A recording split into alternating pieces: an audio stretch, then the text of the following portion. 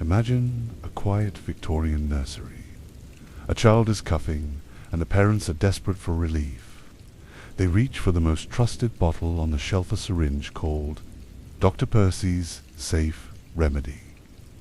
They believed it was a miracle, promised by doctors to ensure an infant's rest. But what was inside that bottle was not safe. It was a potent mix of cocaine, opium, and alcohol, ... marketed directly to children. This is the story of an entire generation raised on a toxic secret. A time when addiction was prescribed as a cure. You know what's interesting? Back in the Victorian era, children didn't really live with their parents the way we think of today. They were nearby, sure, but not exactly with them. In wealthy households especially, children were often kept in a separate part of the house, a place called the nursery. Now, don't picture something warm and cozy. This wasn't a colorful playroom filled with laughter. It was usually located at the very top of the house, far from the main living areas, far from the parents, almost out of sight. And most of the time, the people raising the children weren't the parents themselves. It was the nanny, or the nurse.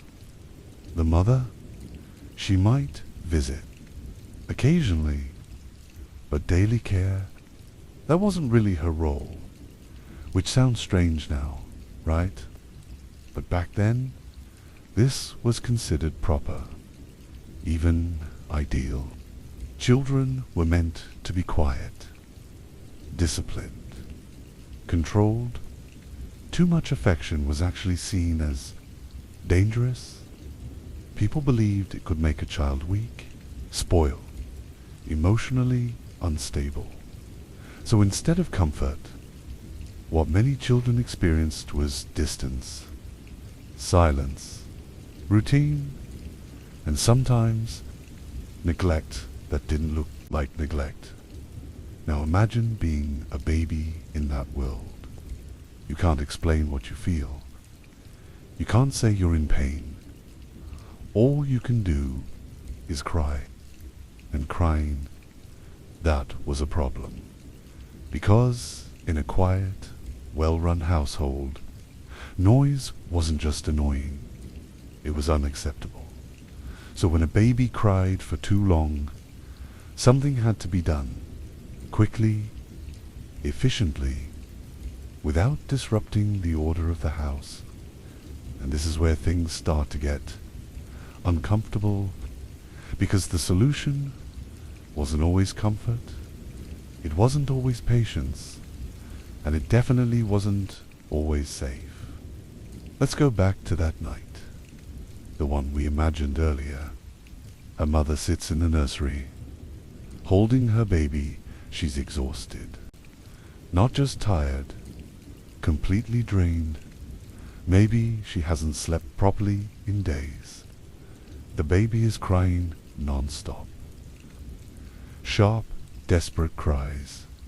Teething, maybe? Or something worse.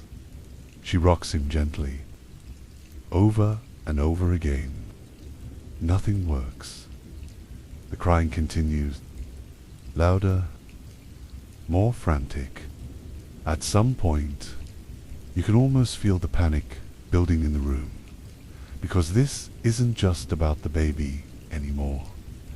It's about control, about keeping things quiet, keeping things proper. And then she remembers something. A small bottle given to her, recommended, trusted. Not something strange or illegal, something normal, something other mothers used, something doctors approved. She reaches for it, hesitates, just for a second, and then she gives it to her child. Now here's the part that really gets me. Within minutes, the crying stops, completely. And if you were there, you might think, finally, it worked. You'd feel relief, gratitude, even like the problem has been solved. But what you wouldn't realize, what almost no one realized at the time, is that the silence didn't mean the baby was better. It meant the drug had started working. And this wasn't rare. This wasn't a mistake. This was happening in homes all across Europe and America, quietly, routinely, almost invisibly. Because the most disturbing part of this story is not that people were doing something dangerous. It's that they truly believed they were doing the right thing. And that little bottle, it wasn't the only one, not even close. Because in the Victorian nursery, there was an entire system built around one simple idea. If a child is too loud, make them quiet, and over time, the methods used to do that became more powerful, more effective, and far more dangerous than anyone could have imagined. So, let's go back to that moment. The crying has stopped. The room is finally quiet. And for a second, everything feels under control again. Now, if you were that mother, you probably wouldn't question it. Why would you? The bottle came from a doctor, or maybe a pharmacist. It had a label, instructions, maybe even a reassuring name, something gentle, something harmless. Words like soothing, or calming, or relief. Nothing about it felt dangerous. In fact, it felt modern, scientific, like progress, and this is where things get a little uncomfortable to talk about. Because what was inside that bottle wasn't just iobs. It wasn't just some mild natural remedy passed down through generations.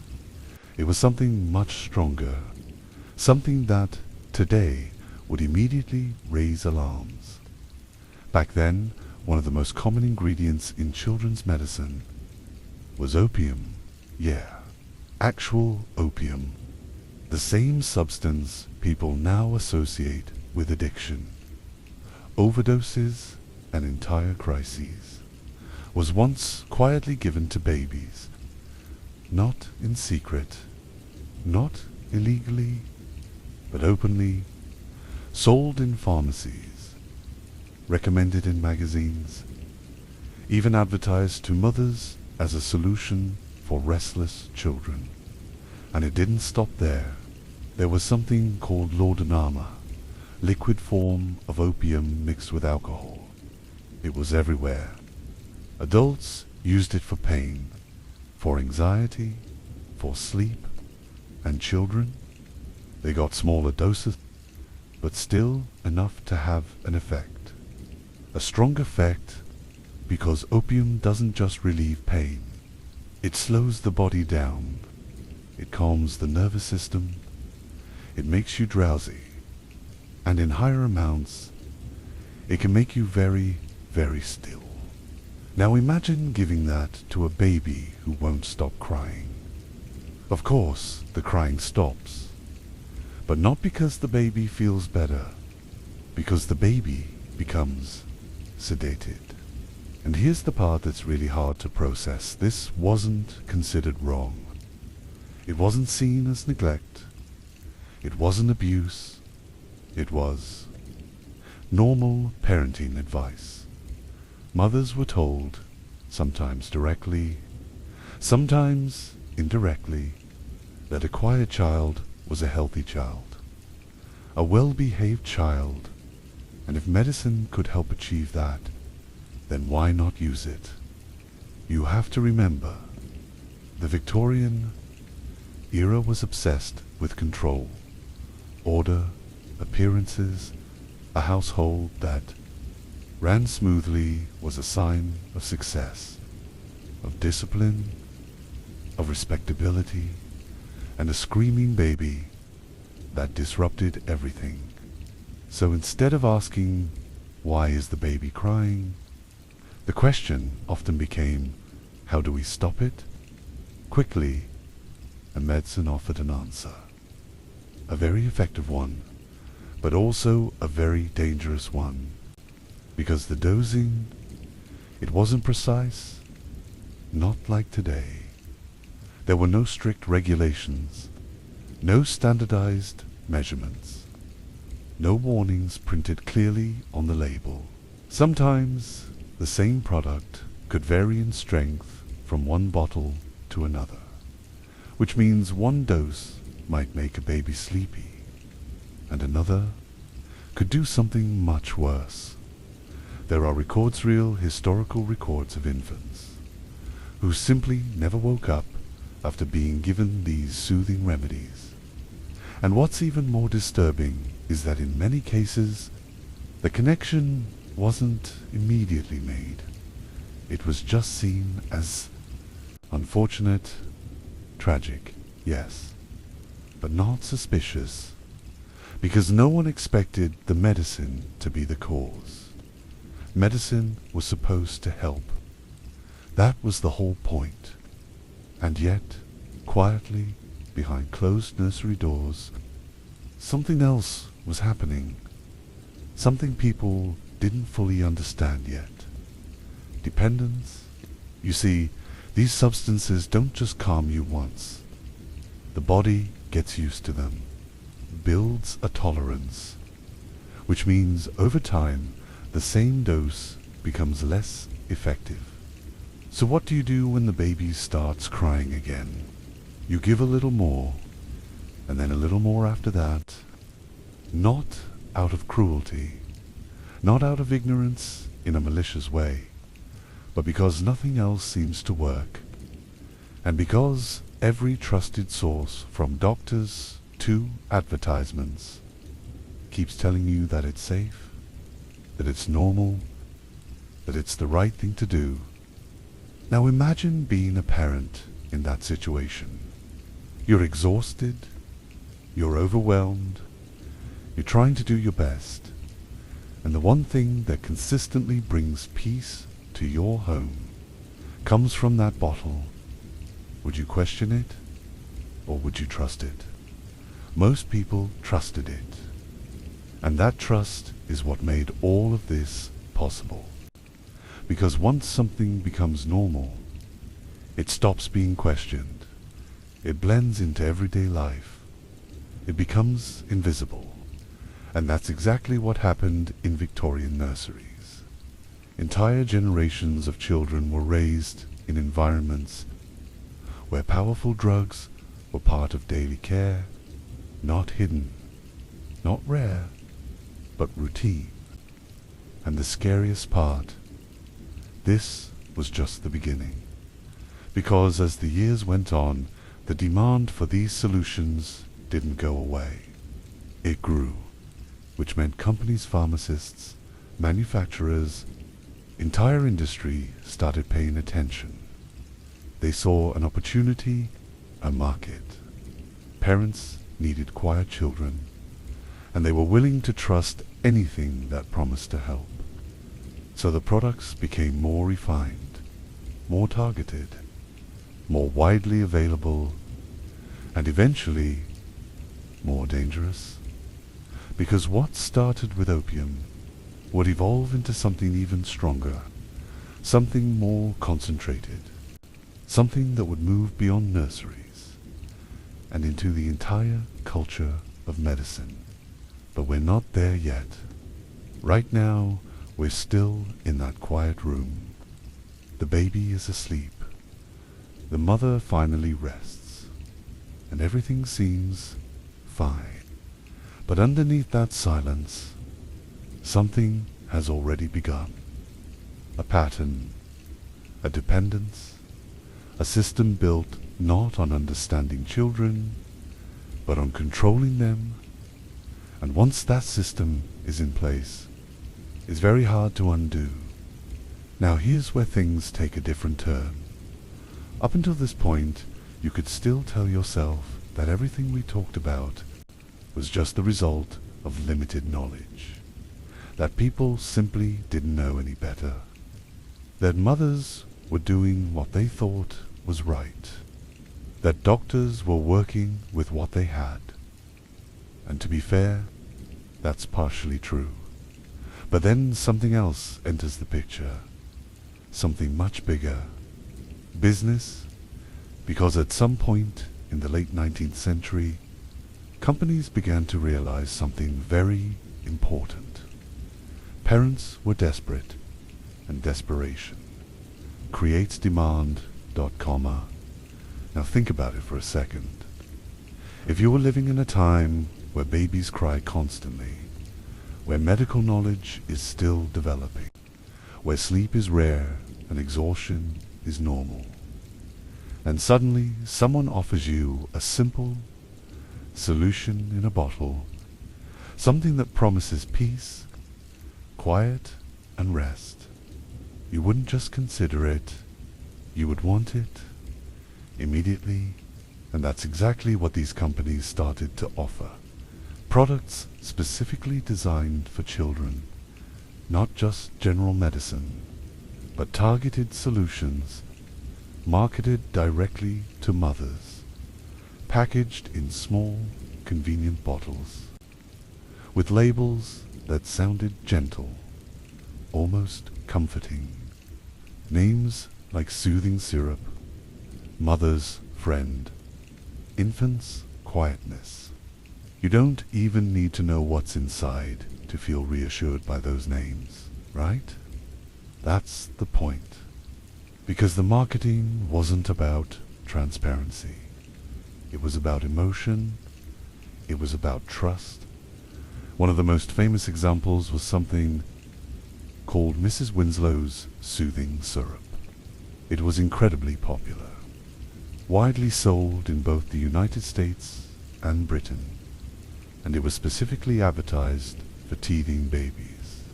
The kind of situation we talked about earlier, crying, pain, sleepless nights.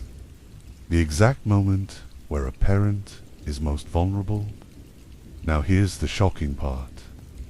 This syrup contained morphine, a powerful opioid, the same category of drug used for severe pain management, and it was being given to infants regularly. And it wasn't hidden. And that's what makes this even more unsettling. It wasn't some underground product. It was openly advertised in newspapers, magazines, even pamphlets handed out to families.com. The ads often featured calm, peaceful babies, smiling mothers, soft, reassuring language, sometimes even testimonials. Stories from other parents saying how much it helped, how their baby finally slept, how their home finally felt quiet again. And if you were reading that as a tired parent in the 1800s, you'd probably feel hopeful, relieved, maybe even excited to try it, because it felt like someone finally understood your struggle. But what those ads didn't show you was what was actually happening after the baby fell asleep. They didn't show the slowed breathing, the heavy, unnatural stillness, the way the child's body was being chemically suppressed. And they definitely didn't mention the risk, because there was risk, a very real one. Infants have extremely sensitive systems, much more fragile than adults, which means even small amounts of certain substances can have a much stronger effect. And yet, these syrups were being used daily, sometimes multiple times a day, without precise dosing, without proper guidance, without warning labels. There's a reason why some historians later gave these products a chilling nickname, the baby killers, not because they were designed to harm, but because of what they ended up doing. Over time, patterns started to emerge. Babies who were unusually quiet, too quiet. Babies who slept for long periods and then didn't wake up. And at first, people didn't connect the dots. Because again, this was trusted medicine. Recommended, respected, part of everyday life. So when something went wrong, it was often blamed on illness, weakness, or just bad luck. But slowly, very slowly, some began to notice, doctors, observers, even a few concerned parents. Something about these products didn't feel right. The effects were too strong, too consistent, too predictable. Because once you understand how these substances work, the pattern becomes obvious. They don't fix the problem, they suppress it, they silence it, and when the problem is a crying baby, silencing becomes the goal. Now here's something that might surprise you. Not all of these products listed their ingredients clearly. In fact, many of them used vague or scientific-sounding terms, names that the average person wouldn't understand. Or sometimes, no detailed ingredients at all, which means a mother could be giving her child something extremely powerful, without fully knowing what it was, or how it worked, or what it could do. And this is where the industry becomes even more complicated, because it's not just about one product, or one company. It's about an entire system that started to grow around this idea. The idea that discomfort in children should be removed as quickly as possible, no matter what it takes. And once that idea takes hold, it spreads. More companies enter the market. More products are created, each one promising to be better, faster, safer, more effective, but often they were just variations of the same thing. Different labels, different branding, same underlying substances, and competition that made things even more intense. Because now companies weren't just trying to help, they were trying to win, to sell more, to stand out, which meant stronger claims, bolder promises, more persuasive advertising, sometimes even exaggeration. Because if one product says it soothes, another might say it guarantees sleep. If one claims to help with teething, another might claim to cure multiple issues at once. And the more convincing the message, the more people believed it. Now let me ask you something. If you were a parent back then, tired, overwhelmed, dealing with a crying child every night, and you saw dozens of products all promising relief, all endorsed in some way, all widely used by other families, would you question them, or do you assume they must be safe? That's the trap, not ignorance.com. But trust. Trust in medicine. Trust in progress. Trust in the idea that if something is widely accepted, it must be okay.com. And this is what made the soothing syrup industry so powerful. It didn't force anyone. It didn't operate in secret. It simply fit perfectly into what people already wanted. A solution, a quiet house, a sleeping child. But beneath that quiet, something else was building. Something people couldn't see yet. Because these substances didn't just affect individual children. They started shaping an entire generation's relationship with medicine, with pain, with relief, And with dependencies, and as time went on, the industry didn't slow down. It evolved, it adapted, it became more sophisticated, more scientific, more convincing. Which brings us to the next phase of the story. Because eventually, what started in small bottles in nurseries would expand far beyond children into adult life, into culture, into everyday habits. And at that point, the line between medicine and something else would start to blur. You know what makes this even more unsettling? It's not just the ingredients. It's not even just the effect those syrups had on children. It's the fact that, over time, people started to notice something was off. And yet, everything kept going. Because at some point, the conversation quietly shifted. It stopped being about, is this safe? And started becoming, is this profitable? Now, I'm not saying every doctor or pharmacist was secretly evil. That would be too simple. In fact, most of them genuinely believed they were helping. They were part of a system that was still figuring things out. But the companies producing these syrups, the ones manufacturing, branding, and distributing them at scale, they were paying attention to something very specific: sale. And the numbers were good, really good. Because once a product works, even if it works in the wrong way, people come back to it again and again, especially when it solves an immediate problem like a crying baby. It doesn't matter what's inside if the result feels right in the moment. And that's exactly what these syrups delivered. Immediate results, fast silence, predictable outcomes.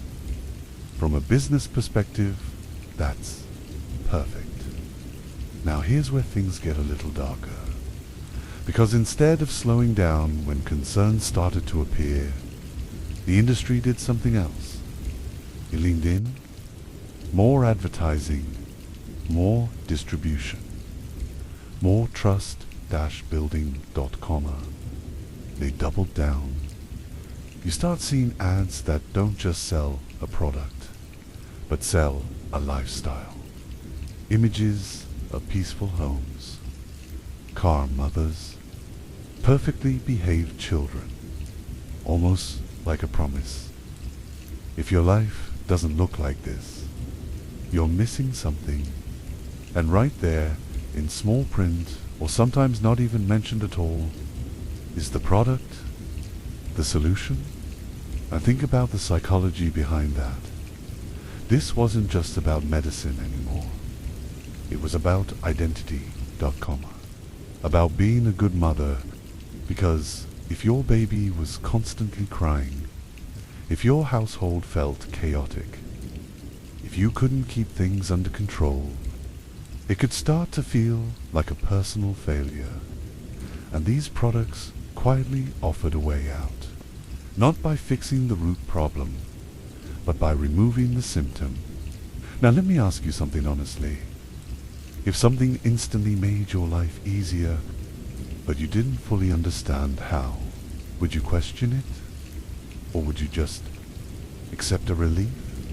Most people accepted it, and companies knew that here's another detail that doesn't get talked about enough, .com. Some of these products were not just used occasionally.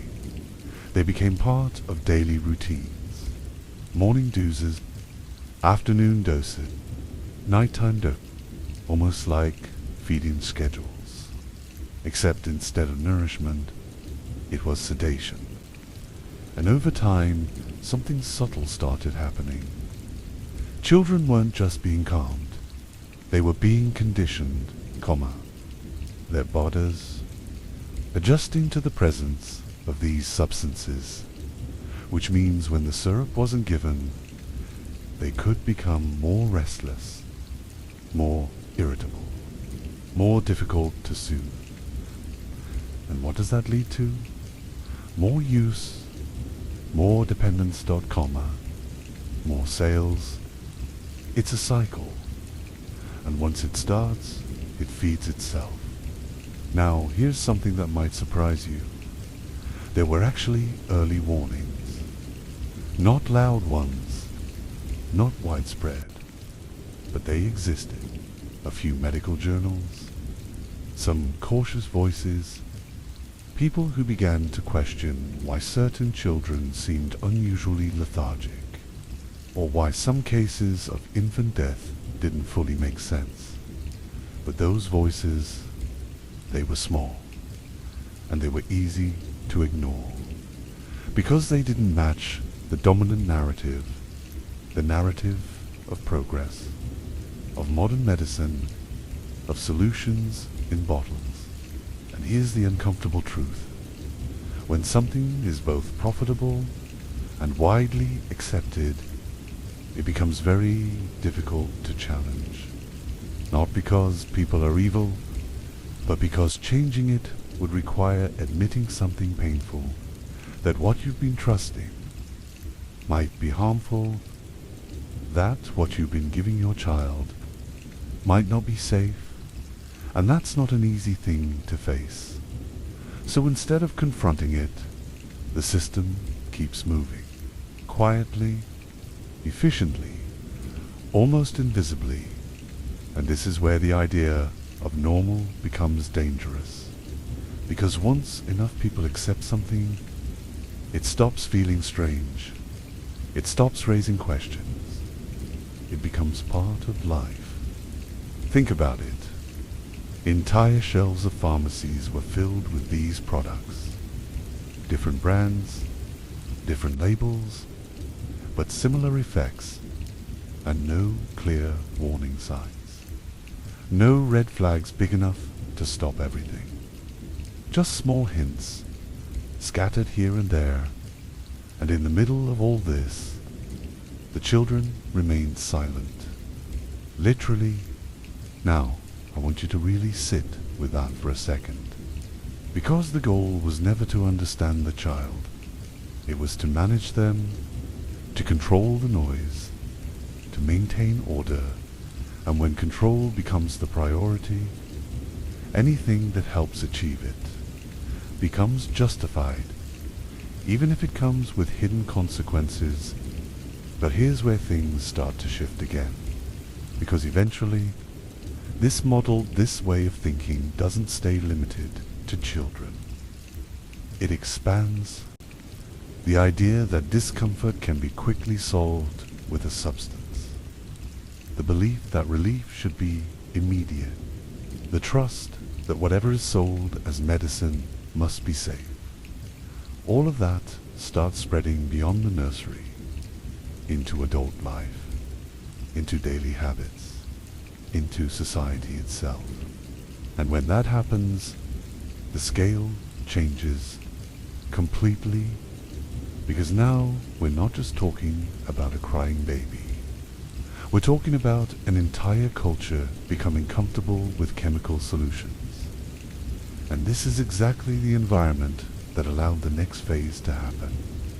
A phase where substances became even more powerful, more refined, more widely accepted.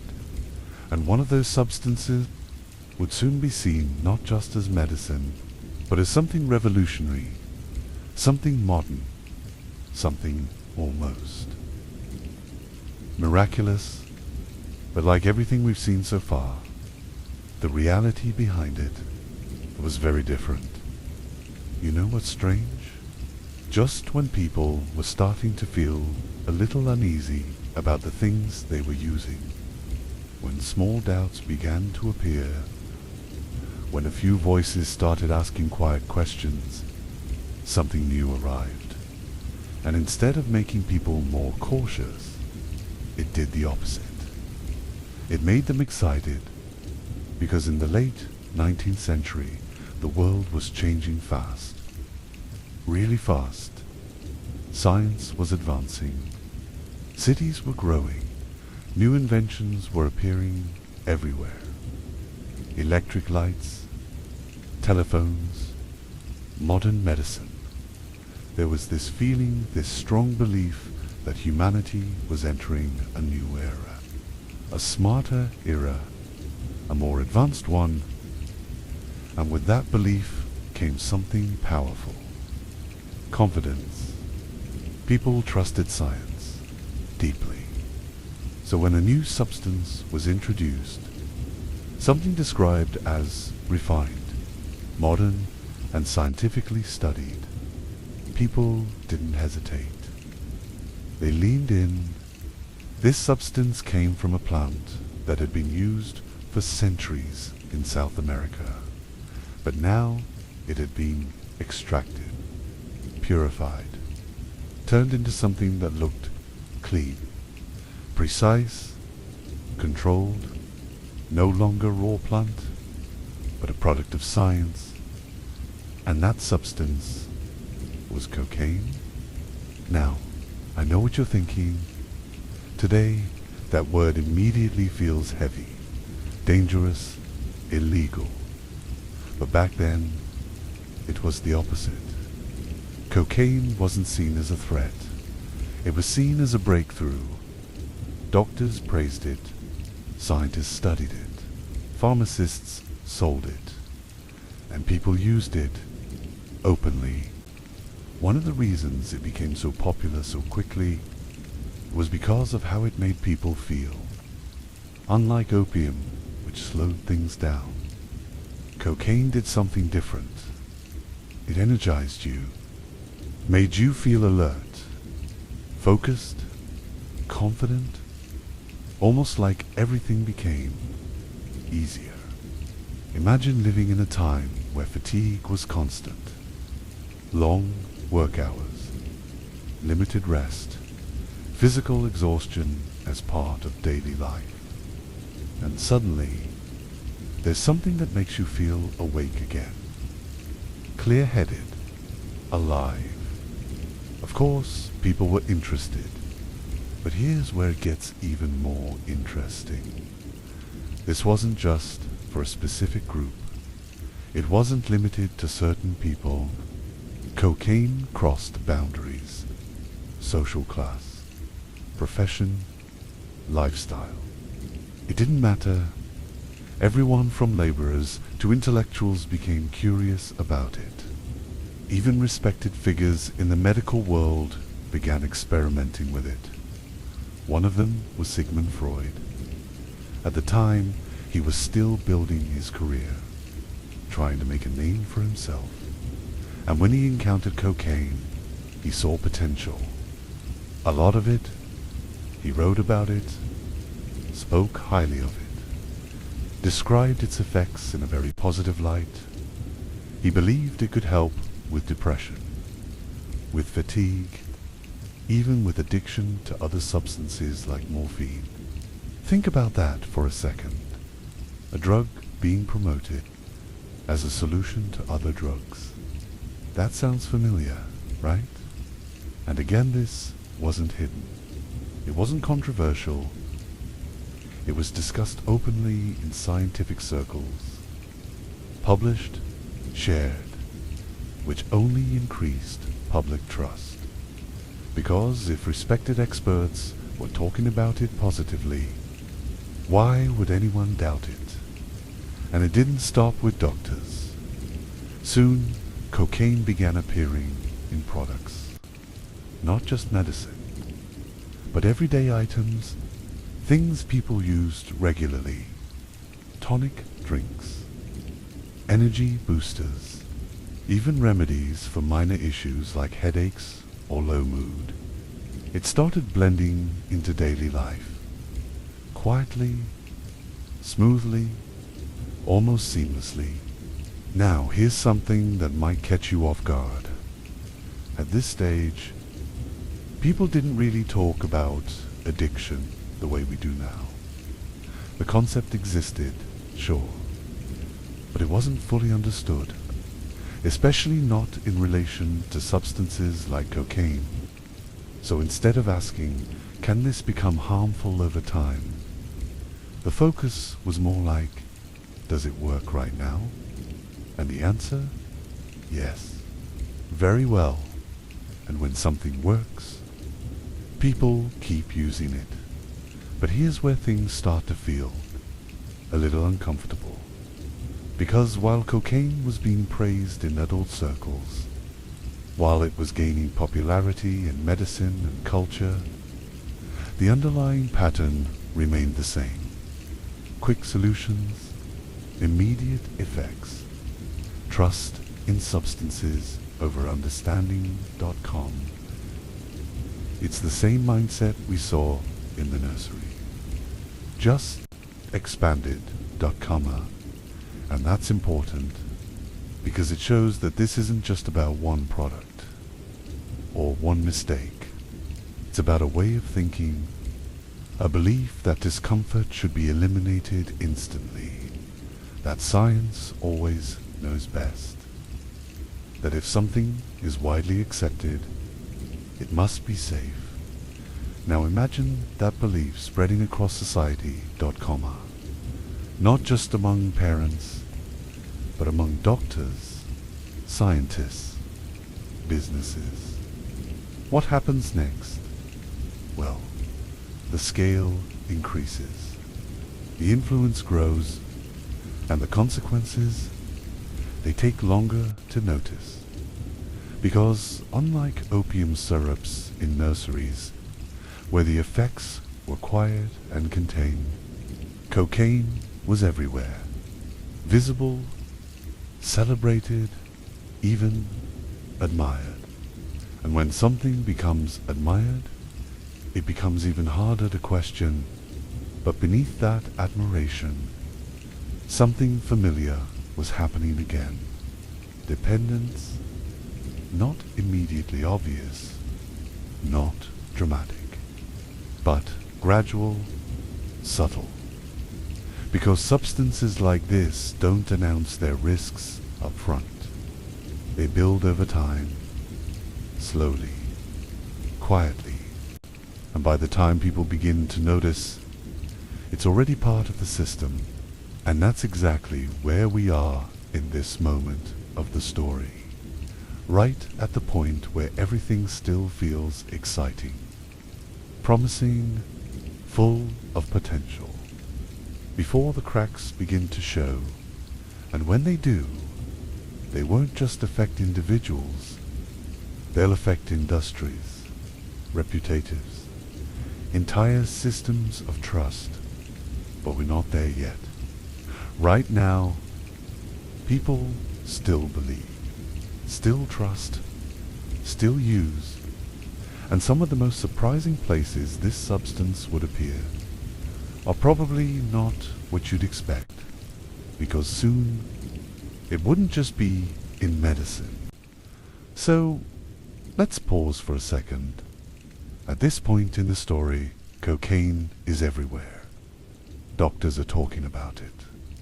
Scientists are studying it. People are using it. And more importantly, they trust it. Not just as a substance, but as a symbol of progress, something modern, refined, advanced. Now here's where things take a turn you probably didn't see coming. Because cocaine didn't just stay in clinics, or laboratories, or pharmacies. It moved into something much more ordinary, something casual, drinks, yeah, actual beverages. Now imagine walking into a store in the late 1800s. You're tired, maybe you have a headache, maybe you just need something to lift your mood. And there, on the shelf, is a drink being advertised as a tonic. Something refreshing, something energizing, something good for your brain. That drink would later become known as Coca-Cola. But back then, it wasn't just a soda. It was marketed as a kind of medicinal tonic, a remedy, something that could help with fatigue, headaches, even low mood. And yes, it originally contained cocaine. Now before we go any further, let's be precise. The amount was relatively small compared to pure forms used in medicine, and over time it was reduced and eventually removed. But at the beginning, it was there, and it was part of the appeal, because remember the context. Cocaine was seen as beneficial, helpful, even sophistication. So putting it into a drink didn't feel dangerous. It felt innovative. And that's what makes this moment so interesting, because it shows how far the mindset had shifted. We're no longer talking about medicine for specific problems. We're talking about everyday consumption, something people could enjoy, regularly, casually, without thinking twice. And when something becomes part of daily routine, it stops feeling like a substance. It becomes normal. Now think about the impact of that. A substance that affects the mind, being consumed not as treatment, but as habit. It blurs the line between need and desire, between medicine and lifestyle.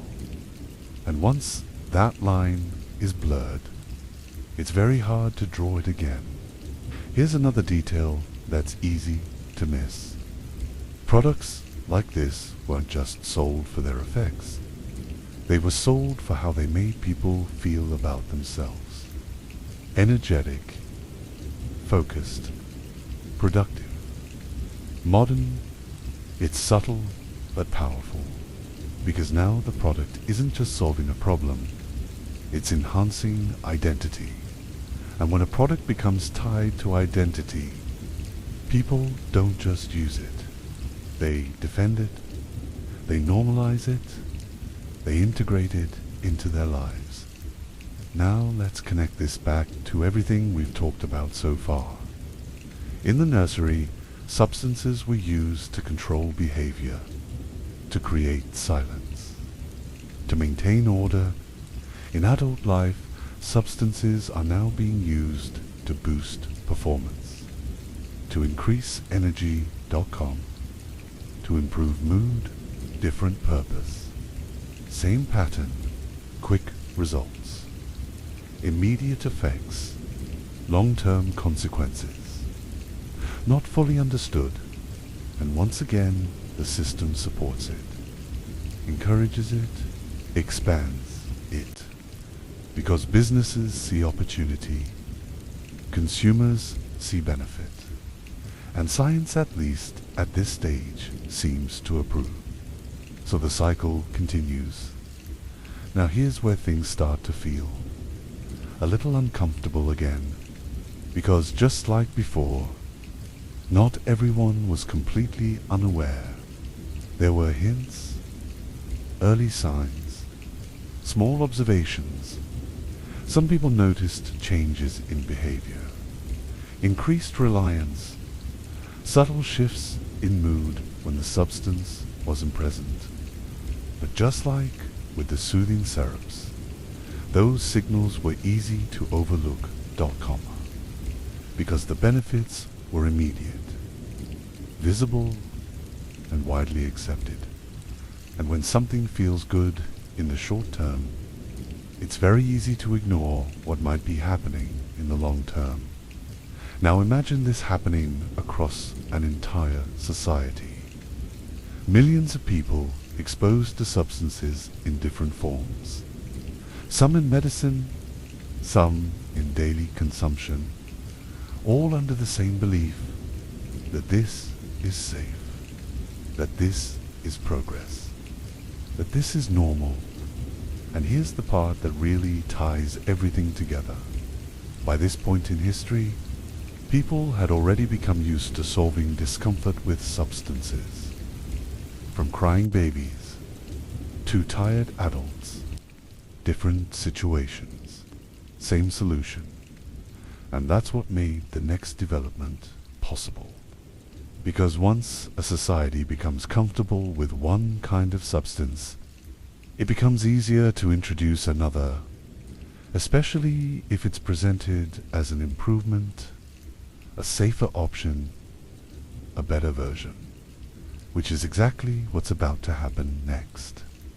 Because eventually, questions will start getting louder, concerns will grow, doubts will become harder to ignore, and when that happens, the response won't be to stop. It will be to replace, to introduce something new, something stronger, something claimed to be safer. And just like before, people will believe it, because by now the pattern is familiar. A problem appears, a solution is offered. The solution works, and no one asks too many questions. Until much later, and when we get to that next part of the story, you'll realize something. This wasn't a series of accidents. It was a cycle, one that kept repeating, getting bigger each time, and the next version of that cycle will be even harder to ignore. So, by now, something has started to shift. Not loudly, not dramatically, but quietly. People are beginning to feel uneasy. It's not panic yet. It's not outrage. It's just questions. Why do some medicines seem to work a little too well? Why do certain patients keep coming back for more? Why do some children become unusually still after taking what was supposed to help them? At first, these questions don't go very far. They're easy to dismiss, easy to explain away. Maybe the dosage was wrong. Maybe the child was already weak. Maybe it's just coincidence. But over time, those small doubts start to gather. And when enough small doubts come together, they form something bigger: concern. Now here's the interesting part.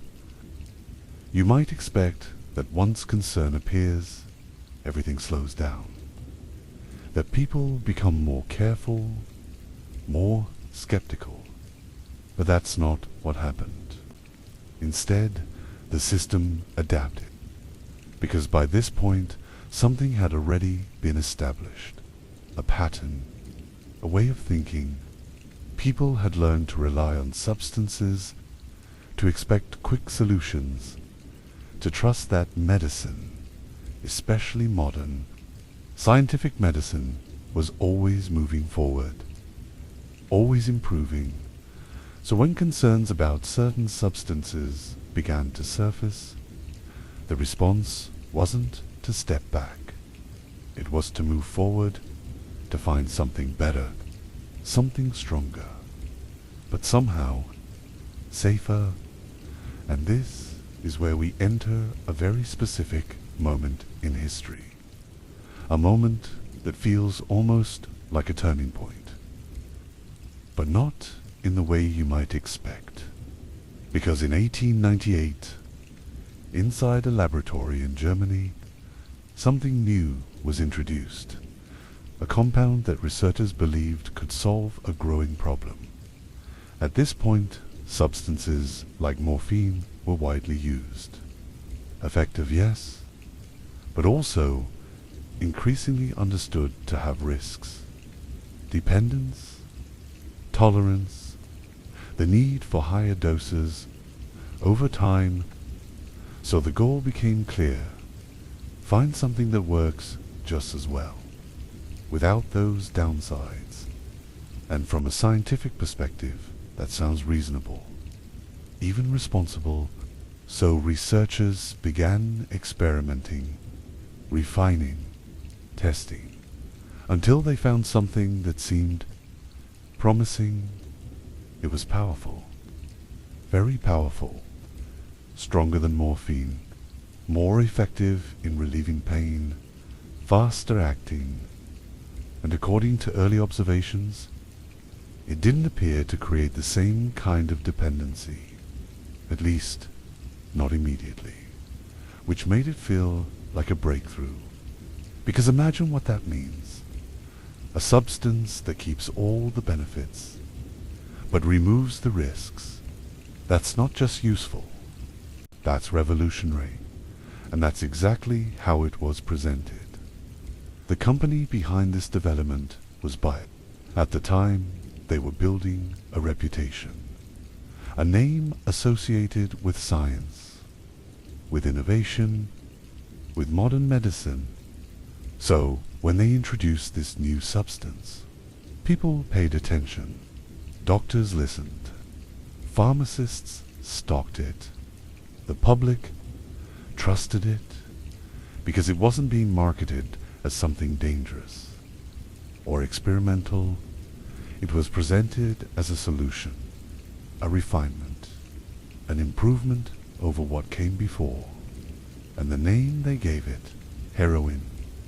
Now today, that word carries a completely different weight, but back then, it sounded almost heroic.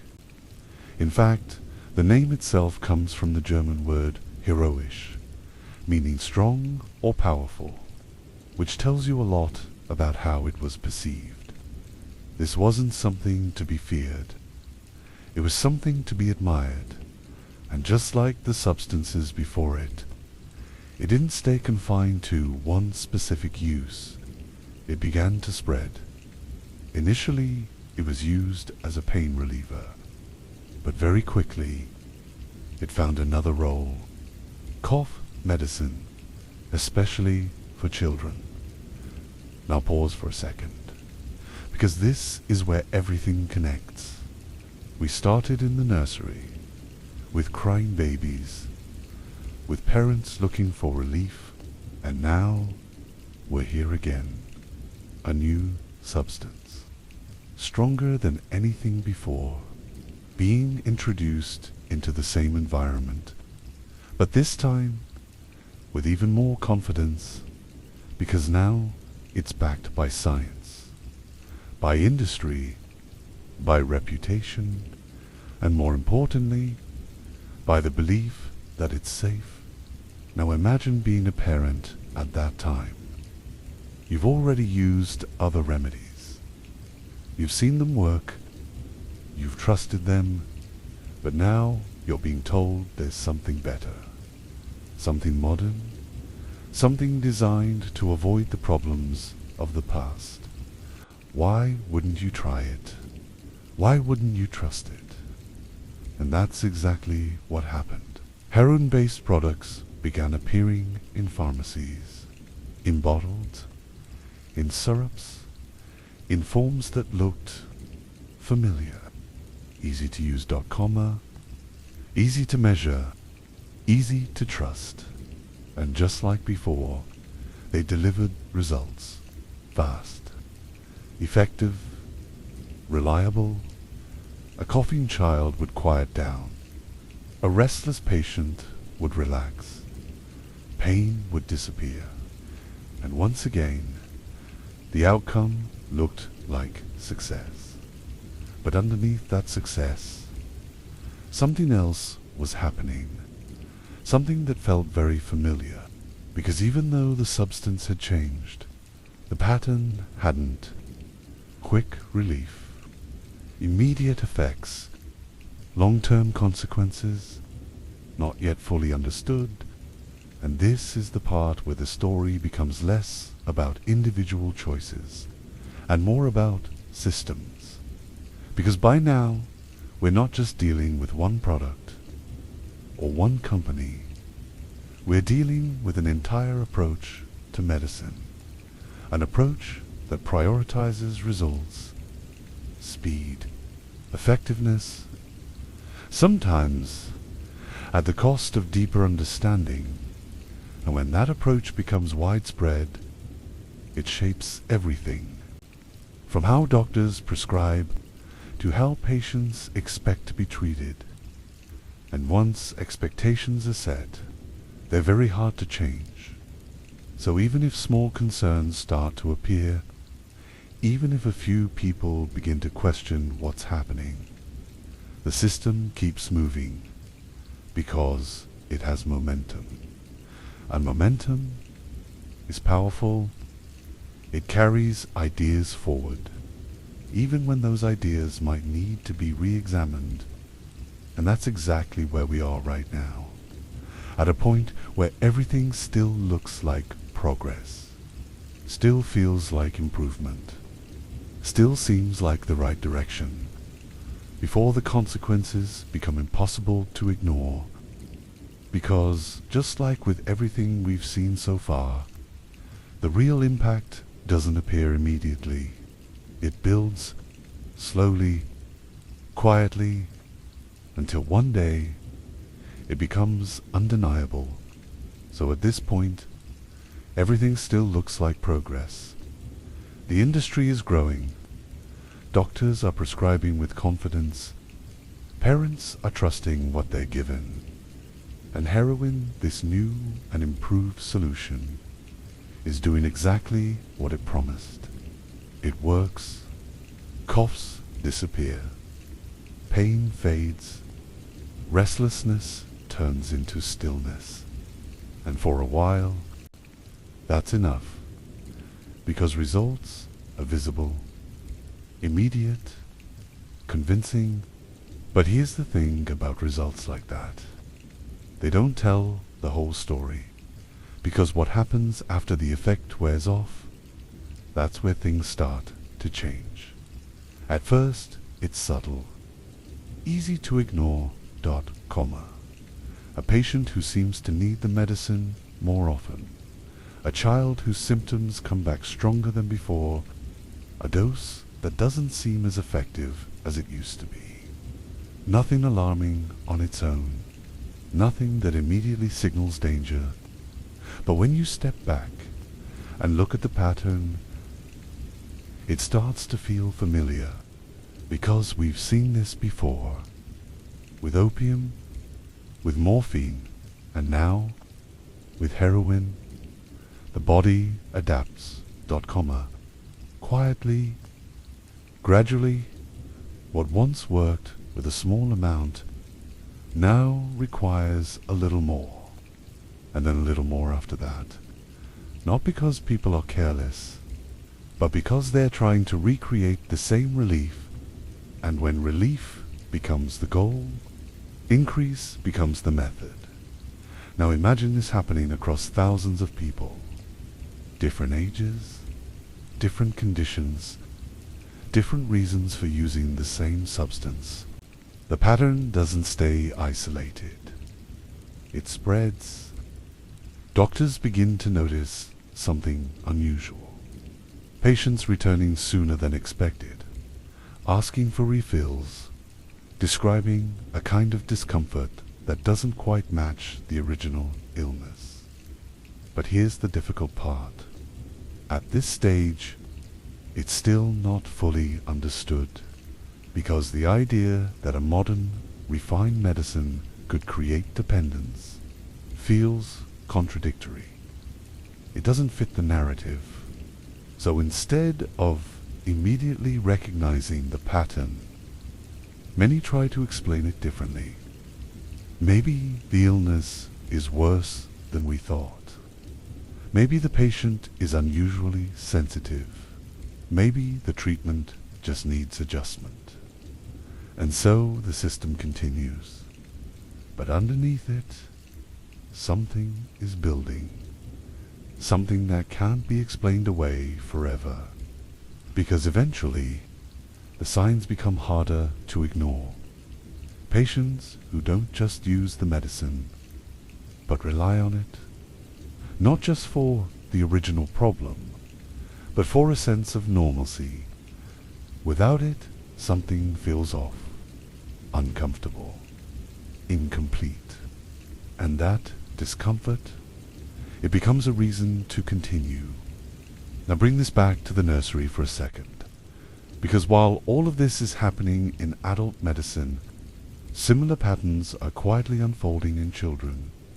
A cough syrup that works too well. a child that becomes calm too quickly, a routine that slowly becomes a dependency.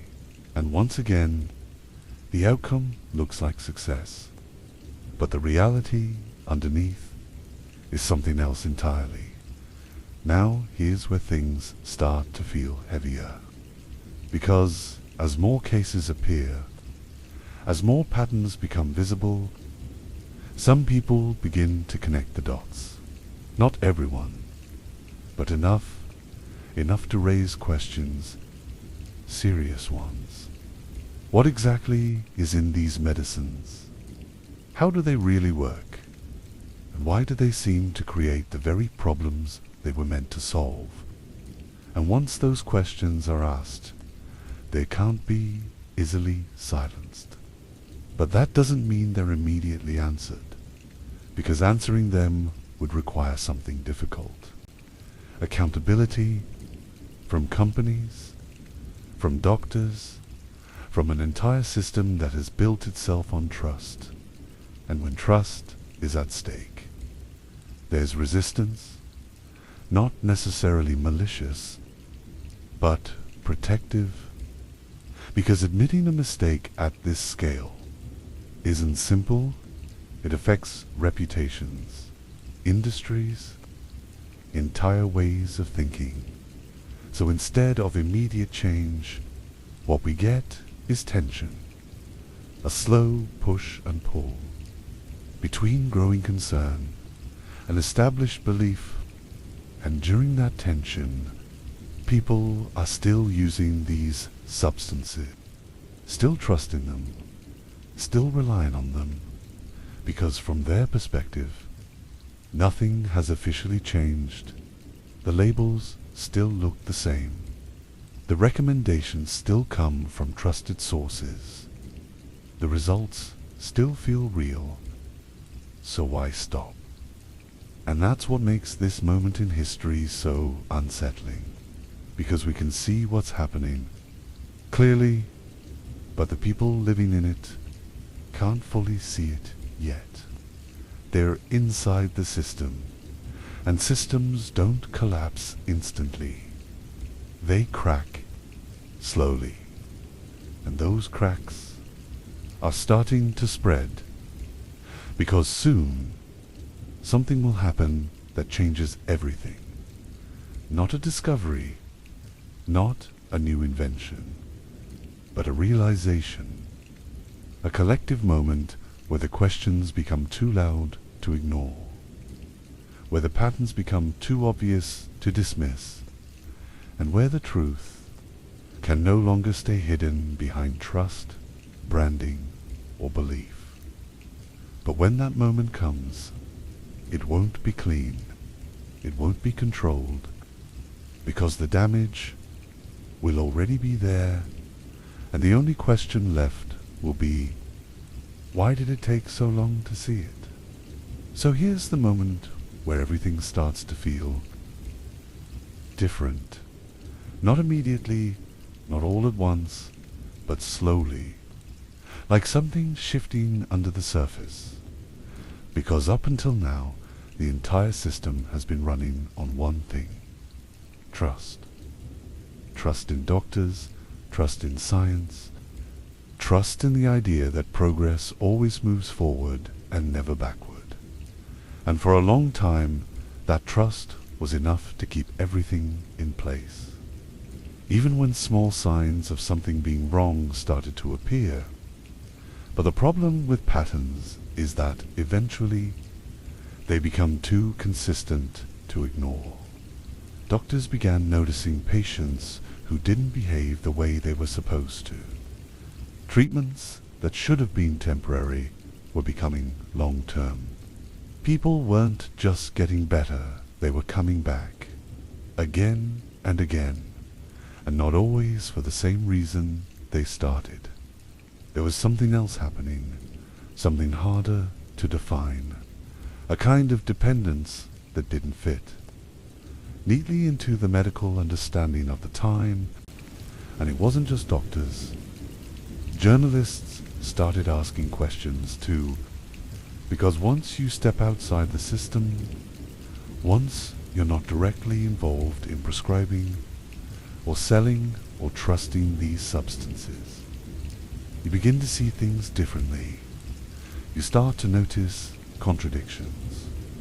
Products that claim to be harmless, but seem to produce strong, almost unnatural effects. Medicines that promise relief, but somehow create a need for more. And slowly, very quietly, investigations began. Now imagine being a parent reading one of those early reports. You've been giving your child something recommended, something trusted, something widely used, and suddenly there's just a suggestion that maybe you don't actually know what's inside it. That's a terrifying thought, because it forces you to question not just the product, but your own choices. And most people don't want to do that. So at first, many ignored it, dismissed it as exaggeration, or isolated cases, or just fear. But the reports didn't stop. They grew. More cases, more observations, more inconsistencies that didn't quite make sense under the old assumptions. And eventually, the focus shifted to something very specific: the labels, or more accurately, the lack of honesty in them. Because here's what people started to realize.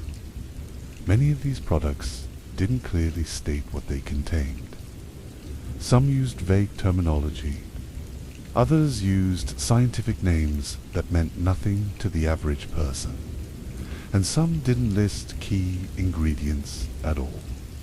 Which means people weren't just trusting medicine. They were trusting something they didn't fully understand. And that's a dangerous position to be in.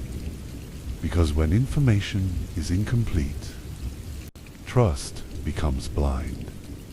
Now think about what that means on a larger scale. Entire households using products daily.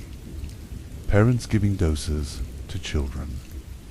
Doctors prescribing based on assumed safety, all without full transparency. It's not just a gap in knowledge. It's a structural problem. And once that becomes visible, it changes everything. Because now the question isn't just, is this effective? It becomes, what else don't we know? And that question spreads from one person to another, from one report to the next, until it reaches a point where it can't be contained anymore. Because the truth, once it starts to surface, doesn't move quietly. It builds momentum, and that momentum eventually reaches the people who had the power to do something about it. Governments, regulators, authorities who had, until this point, largely stayed out of it. Because before this, medicine was seen as something that regulated itself. Something guided by professionals. Something that didn't need strict oversight. But now there was pressure. Public pressure, growing concern, a demand for clarity, for honesty, for protection. And once that pressure becomes strong enough, something has to change. But here's the part that makes this moment so unsettling. The substances themselves, they hadn't suddenly become dangerous. They always were. The difference is, people were finally starting to see it. And that realization didn't come from one dramatic discovery. It came from accumulation, from patterns that repeated too often, from silence that felt too unnatural, from outcomes that didn't match the promises. And by the time everything started to come together, the damage had already been done. Because for years, decades, even these products had been part of everyday life. trusted, relied on, normalized, which means the consequences weren't just isolated incidents. They were widespread, deep, and in many cases, irreversible. And this is where the story stops being about individual choices entirely. Because no single parent created this system, no single doctor designed it, no single company controlled all of it. It was something bigger, something that grew over time, piece by piece, until it became the norm. And once something becomes the norm, it takes something equally powerful to break it, which is exactly what's about to happen next. Because the growing pressure, the questions, the investigations, they're all leading to one moment, a moment where everything changes, not quietly, not gradually, but officially. And when that moment arrives, it won't just expose what was hidden, it will force the entire system to finally reveal the truth. So eventually, all that pressure had to go somewhere. The questions, the reports, the quiet suspicions, they couldn't just keep circulating without a response. And in 1906, that response finally came. Not as a dramatic confession, not as an apology, but as a law. The Pure Food and Drug Act was introduced in the United States, and on the surface, it sounded simple. Companies now had to tell the truth about what was inside their products. No more vague labels. No more hiding behind complicated medical terms. If a medicine contains substances like alcohol, morphine, or cocaine, it had to be clearly stated. And for the first time, that small glass bottle sitting in the nursery would no longer be a mystery. But here's what makes this moment so unsettling. The law didn't exist because these substances had just been discovered to be dangerous. That part wasn't new. What was new was the visibility. For years, people had been using these products without fully understanding them. And now, suddenly, the truth was printed right there on the label. Imagine picking up something you've trusted for months or years and realizing, in plain words, what you've actually been giving your child. Not a gentle remedy, not a harmless syrup, but something far more powerful than you were ever led to believe. And when that realization hit, it didn't feel like progress. It felt like betrayal. Because this wasn't just about information, it was about trust being broken. Families had relied on these products. Doctors had recommended them. Entire routines had been built around them. And now, with one change in labeling, the illusion started to fall apart. The same bottle that once brought comfort now carried a different meaning. Not safety, but risk. Not relief, but doubt. But even then, the system didn't collapse overnight. That's important. Laws can change rules, but they don't instantly change habits. People didn't suddenly stop using these medicines. Some didn't even fully understand the new labels. Others chose to ignore them, because the alternative, facing the possibility that something harmful had been normalized for so long, it was too uncomfortable. And companies, they adapted just like before. New branding, new formulations, new ways to maintain trust without technically breaking the rules.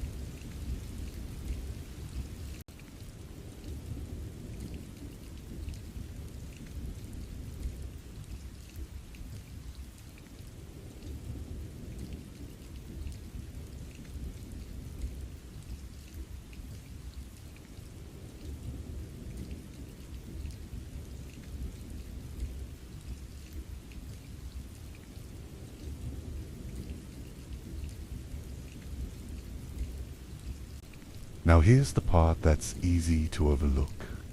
Even as awareness grew, even as more people began to understand the risks, the culture that had been built over decades didn't just vanish.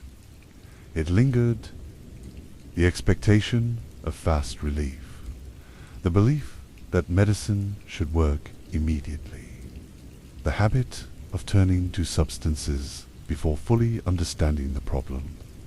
These ideas had already taken root, not just in individuals, but in society as a whole, which means the change wasn't just about removing certain ingredients, it was about unlearning an entire way of thinking, and that takes time, a lot of time, and in that gap between knowing and changing, something interesting happens.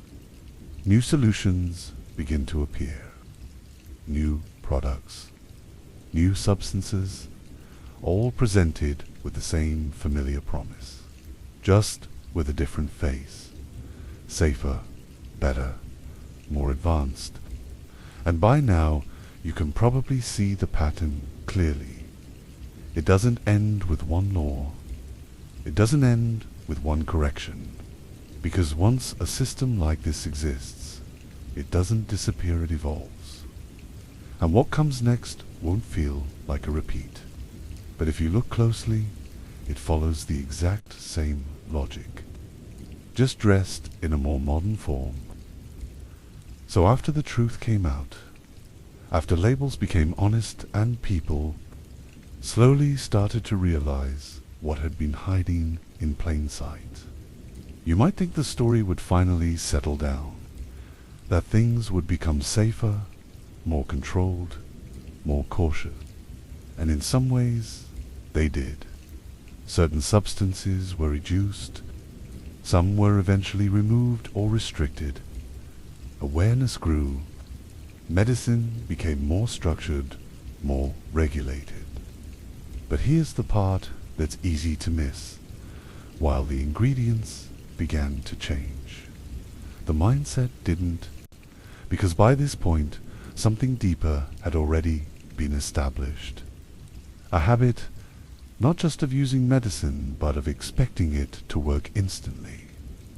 The idea that discomfort, whether it's pain, stress, restlessness, or even something as simple as a crying child, should be solved as quickly as possible, and more importantly, that there should always be something available to fix it.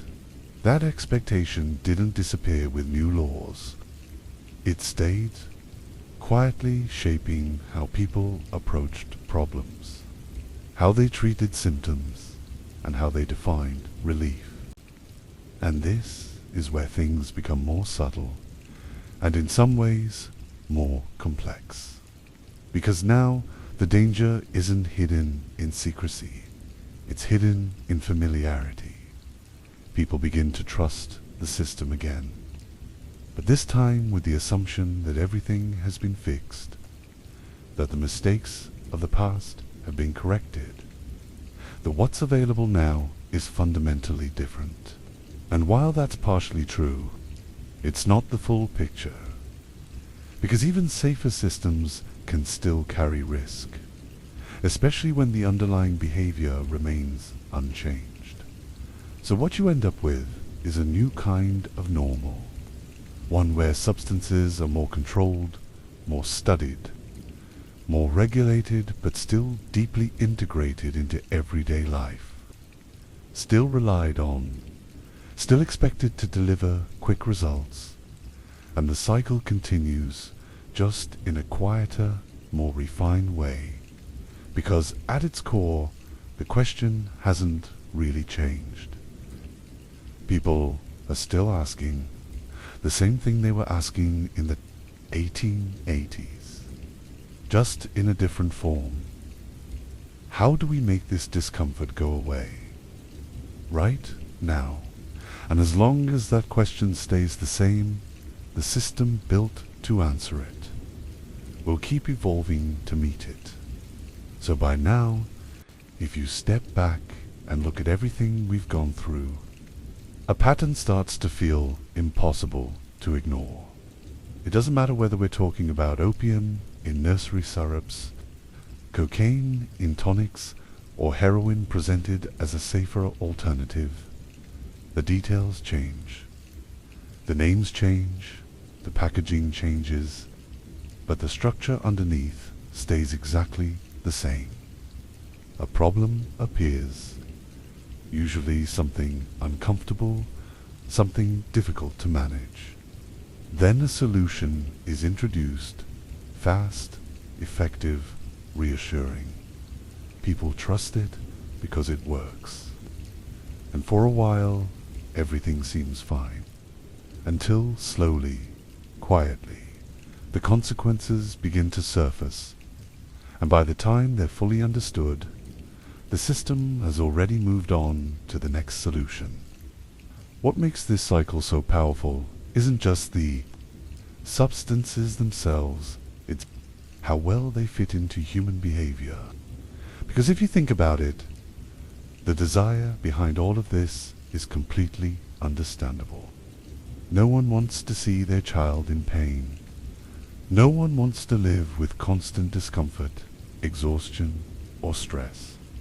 The instinct to fix things quickly isn't wrong, it's human. And that's exactly why this pattern keeps repeating.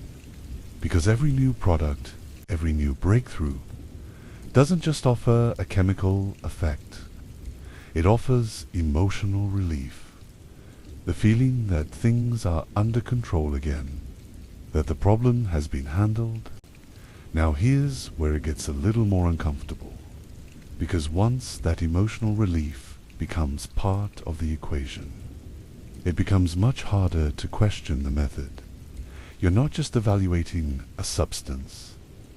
Anymore you're evaluating the outcome. It gives you a quiet child, a calm mind, a sense of normalcy.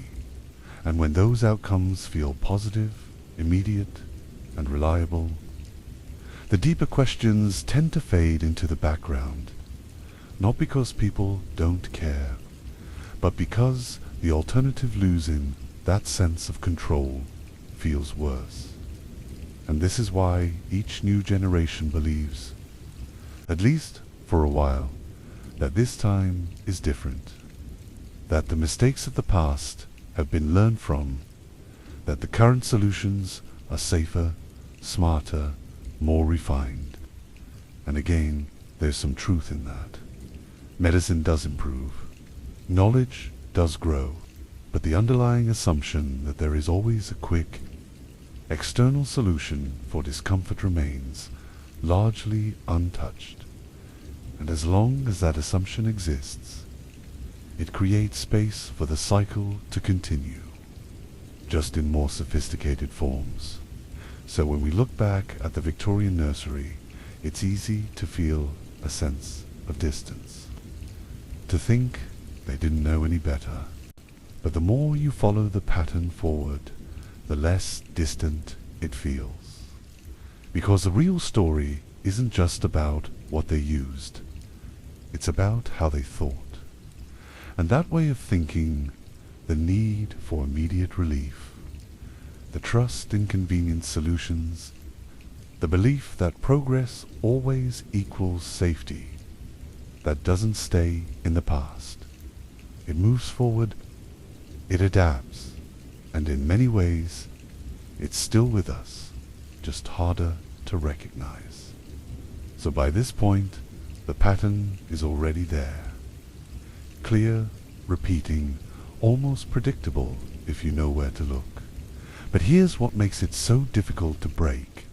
Every time the cycle resets, it doesn't feel like a repetition, it feels like an improvement. The language changes. The science sounds more advanced. The packaging looks cleaner, more professional, more trustworthy. And because of that, people don't feel like they're making the same mistake again. They feel like they're moving forward, like they're choosing something better. And in many cases, they are, just not in the way they think. Because progress in medicine is real, but it's not perfect. New solutions often fix certain problems while quietly introducing others. And those new problems don't always show up immediately. Sometimes they take years to become visible. Sometimes they're subtle, spread out, difficult to trace back to a single cause. And during that time, everything feels fine. The product works. The system functions. People go about their lives without questioning it too deeply. And that's exactly what allows the pattern to continue. Because by the time doubt appears, the solution is already deeply embedded in everyday life. Now think about how this plays out psychologically. If you've grown up in a world where medicine is regulated, labeled, tested, where systems are in place to protect you, it's natural to assume that what's available now must be safe. Not just relatively safe, but fundamentally different from the past. And that belief creates a kind of comfort, a quiet confidence that things are under control. But what history shows us is that systems don't eliminate risk, they manage it. And sometimes they don't even fully understand it until much later. And this is where the illusion becomes strongest. Because the more advanced something looks, the less likely we are to question it. Complexity can feel like reassurance. Scientific language can feel like certainty. But underneath all of that, the same basic dynamic can still exist. A problem, a solution, an immediate result, and a delayed consequence. The difference now is that it's harder to see, harder to connect, and therefore easier to ignore. So when we say this time is different, what we often mean is that it feels different. And that feeling matters because it shapes behavior. It shapes trust. It shapes how willing we are to accept something without fully understanding it. And that's what makes this cycle so persistent, not because people are careless, but because they're human. They respond to what works in the moment. They rely on what brings relief, and unless something forces them to stop and re-examine it, the pattern continues. Quietly, convincingly, and often unnoticed. So now we've reached the end of the story, but not really the end of the pattern. Because if you look back at everything from the quiet nursery in the 1880s, to the rise of soothing syrups, to the excitement around cocaine, to the confidence placed in heroin, to the moment labels finally told the truth, you start to realize something uncomfortable. None of it felt dangerous at the time. None of it felt reckless. In fact, almost every step along the way felt reasonable, even responsible, based on what people believed back then. And that's exactly what makes it so unsettling now, because it forces us to ask a question that isn't just about the past, but about the present. What feels normal today that won't feel normal in the future. Because if history shows us anything, it's that danger rarely announces itself clearly in the moment. It blends in. It adapts to what people already trust. It presents itself as a solution, not a threat. And by the time it's recognized for what it really is, it's already been used, accepted, and integrated into daily life. That's what happened in the Victorian nursery. Not because people were careless, but because they were trying to solve real problems with the best tools they believed they had. And that's what makes this story more than just history. It's not just about opium or cocaine or heroin. It's about a mindset, a way of approaching discomfort, pain, and uncertainty. The belief that there should always be something available to fix it quickly. Something external, something immediate. And while that belief has led to incredible advancements in medicine, it has also created blind spots where the desire for relief outweighs the need for deeper understanding. Now, this doesn't mean everything we use today is dangerous. That would be too simple, and honestly, not true. Medicine has improved in ways that people in the 19th century couldn't even imagine. But improvement doesn't mean perfection. And it doesn't mean we've completely escaped the patterns of the past. Because the same forces are still there: trust in systems, reliance on convenience, the desire for fast results. They just operate in a more refined, less obvious way. So maybe the real takeaway isn't fear, but awareness, the ability to pause and ask questions, even when something feels safe, even when it's widely accepted, even when it works. Because the people in those nurseries weren't trying to harm their children. They were trying to help them, just like we are today in our own way. And if there's anything history quietly reminds us, it's this: what feels normal now is not always the same as what is truly sane. If this story felt distant at first, and then slowly started to feel closer, that's not an accident. Because the past isn't just something we look back on. Sometimes it's something we're still living through, just in a different form. So the next time something promises quick relief, instant calm, or an easy solution, maybe pause for a second, not to fear it, but to understand it, because the people in the 1880s trusted what they were given. And in many ways, so do we. The only difference is, we have the chance to ask questions they never thought to ask. And sometimes, that's what makes all the difference. If you want to explore more stories like this quiet, strange, and often forgotten, there's always another chapter waiting.